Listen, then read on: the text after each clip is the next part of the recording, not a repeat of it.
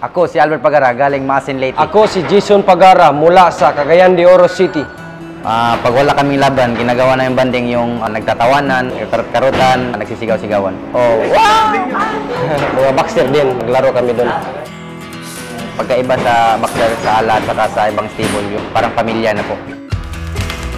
Si Albert, isang magaling na boxer talaga. Hindi makulit, hindi pala biro. From the Philippines, Prince Albert Pagara. Si Jason, okay naman kasama, masaya, magaling sa mga kalaban niya. At saka makulit din. Minsan, pasaway na sa coach talaga. It's over! Wow!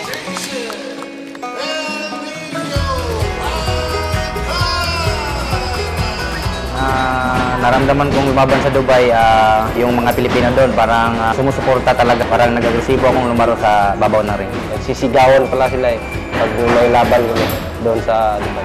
Laban namin sa Amerika. Una-una, masaya kasi first time namin doon. Sana makita namin yung the best namin na ginagawa namin sa training. Basta lang, importante nila yung laban namin.